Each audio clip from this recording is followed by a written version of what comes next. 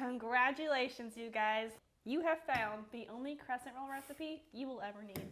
Every time we make these rolls, people are always asking for the recipe. They're definitely a crowd pleaser. So today we're going to show you how to make them.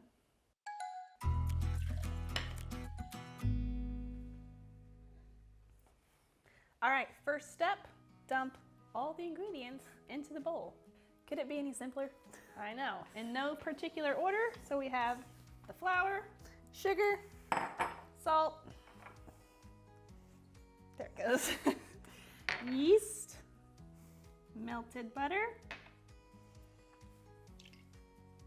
an egg, and the milk. Boom. All right, now take your dough hook attachment. You can also do this by hand. And let's mix it up.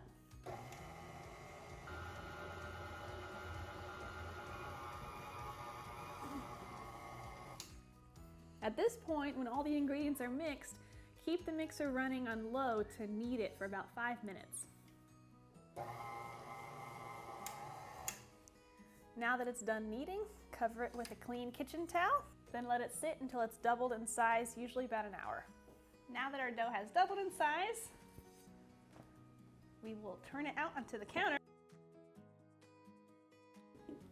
Flour your hands a bit, and then give the dough a quick little knead to make sure there's no huge air pockets in there. Let's grab a bench scraper and divide our dough in half. Each of these halves will make 12 crescent rolls. Set one of them aside, lightly flour your workspace, then we're gonna roll it out into a 12-inch circle.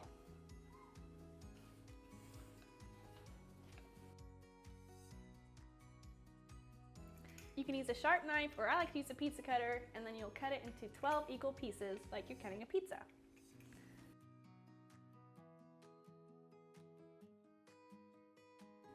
Now, starting from the outside in, roll up each piece. And then curve the ends of it into a crescent.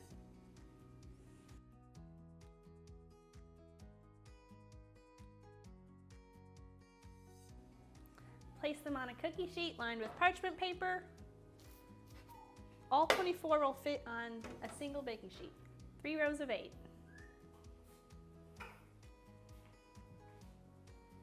Now that they've finished rising, we're gonna pop them in the oven for about 12 to 15 minutes.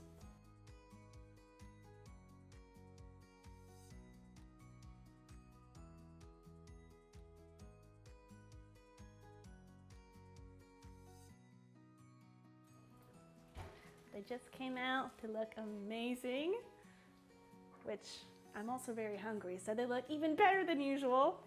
We love to melt some butter and brush it on top as soon as they come out. This really takes them next level.